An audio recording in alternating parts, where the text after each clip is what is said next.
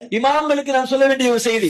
சரி, இமாம்கள் பேசுகிறார்கள் தைரியத்தோடு, இருந்தாலும் உள்ளூர்ல முத்தவள்ளிக்கு பயம், அவங்களுக்கு பயம். நாம் கேட்கிறோம், ஆலிம் பெருமக்களே, குரானை கற்றவர்கள் நீங்கள், இறைவன் சாமானிய மனிதனை விட உங்களுக்கு அதிகமான அறிவை கொடுத்திருக்கிறான். அப்படி என்றால் இந்த சத்திய மார்க்கத்தை நீங்கள் எவ்வளவு அழகாக எடுத்து வைக்க வேண்டும்.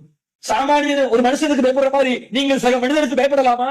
பள்ளிவாசல்ல உங்களுக்கு வாய்ப்பு கிடைக்கிற பொழுது சத்தியத்தை தூவர் போட்டு உடைச்சிட்டு போயிட்டே இருக்குமா இல்லையா? அவர் சொன்னா என்ன, இவர் சொன்னா என்ன, நான் குர்ஆனை படிச்சிருக்கிறேன், ஹதீஸை படிச்சிருக்கிறேன், இதெல்லாம் சத்தியம், அல்லாஹ்வுக்கு இணை வைக்க கூடாது.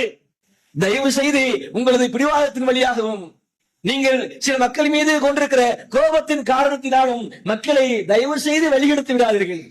எந்த ஒரு பள்ளிவாசல் இமாமும் தர்காவை தூக்கி பிடிக்கிறது கிடையாது. எந்த ஒரு பள்ளிவாசலுடைய இமாமும் தர்காக்கள் போங்கன்னு பெரும்பாலும் வலியுறுத்துறது கிடையாது. தர்காக்களை சார்ந்து இருக்கிற பள்ளிவாசல் இருந்தா மட்டும்தான் அதுக்கு முக்கியத்துவம் கொடுப்பாங்க. கரெக்ட், நீங்க போறது இல்ல, அதை ஊக்குவிக்கல. ஆனால் தர்காவுக்கு செல்லுகிற மக்கள் உங்களிடத்தில் இருக்கிறார்களே, அந்த மக்களை நீங்கள் ஏன் ஜிம்மாக்களின் உரையின் வழியாக, தனிப்பட்ட பேச்சுக்களின் வழியாக அவர்களுக்கு நேர வழியை எடுத்து சொல்லவில்லை? போய் நாகூர் ஆண்டவர்னு பேர்லயே இணை வச்சுட்டு இருக்கிறானே, அவரிடத்துல போனா புள்ள கிடைக்கும் நினைக்கிறானே, இந்த அவுளியாட்ட போனா நமக்கு மகிழ்ச்சி கிடைக்கும் நினைக்கிறானே, இந்த அவுளியாட்ட போனா கடன் தீரும் நினைக்கிறானே, இந்த அவுளியாட்ட போனோம்னா நமக்கு இருக்கிற நோய் நிவாரணமாகும் நினைக்கிறானே. இப்படி அல்லாஹ் மட்டுமே உள்ள அதிகாரத்தை அவுளியாக்கள் இடத்துல, இறந்து போன மக்கள் இடத்துல இன்றைக்கு சமுதாய மக்கள் போய் நிற்கிறார்கள் என்று சொன்னால் அதை நீங்கள் ஏன் தடுக்கவில்லை? உங்களுக்கு பயான்கள்ல மக்கள் நம்புறாங்க. நமக்கு என்ன கவலை தெரியுமா? உங்களுக்கு இருக்கிற வாய்ப்பு எங்களுக்கு இல்ல, உண்மைதான். இங்கே வரக்கூடிய மக்களுக்கு இணைப்புறா சாயல பிடிக்காது. ஆனால் உங்களை சார்ந்து வரக்கூடிய மக்கள் எப்படி வருகிறார்கள்? நீங்கள் சொல்லுகிற வார்த்தைகளை வேத வாக்காக நம்பி வருகிறார்கள். நீங்க எதை சொன்னாலும் கேட்பாங்க. தயவு செய்து அந்த மக்களுக்கு எப்படியாவது இந்த தூய இஸ்லாத்தை நீங்கள் சொல்லிவிடுங்கள். நம்ம தானே சொல்லணும். இறந்து விட்டவர்கள் ஒருபோதும் பேச மாட்டார்கள். திருக்குரான் தெளிவாக அதை பேசுகிறது. அப்ப அழகாக திட்டவட்டமாக தெரிகிறது. இஸ்லாத்திற்கும் மற்ற மத கோட்பாடுகளுக்கும் உள்ள ஒரே விஷயம் என்ன?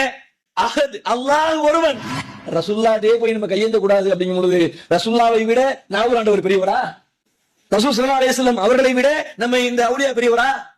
ரசூல் ஸல்லல்லாஹு அலைஹி வஸல்லம் அவர்களை விட அஜ்மீர் தர்கா அவுலியா பெரியவரா? யோசித்து பாருங்கள், அழிந்து போயிடுவோம். இந்த உலகத்துல அல்லாஹ்வுக்கு பண்பை ஒருபோதும் அல்லாஹ் யாருக்கும் விட்டு தர மாட்டான். அப்ப இந்த இணைப்பு விஷயத்துல இந்த உலகத்துல இருக்கிற எத்தனையோ ஆலிம் உலமா பெருமக்கள், அல்லாஹ் உங்களுக்கு ஒரு பெரிய பாக்கியத்தை கொடுத்திருக்கலாம். நீங்க அவங்களை அழகான முறையில நேர்வழி கொண்டு வர முடியும். நீங்கள் உங்களது பயான்களிலே அவர்களுக்கு அழகான அறிவுரையை சொன்னால் ஏற்பதற்கு ஒரு பெரும் கூட்டம் காத்திருக்கிறது. ஆனால் சொல்ல மறுக்கிறீர்கள். நம்ம நினைக்கிறவங்க இதெல்லாம் ஒரு மேட்டரா பேசணுமான்னு. இதை பேசாம என்ன இஸ்லாம் இருக்குது?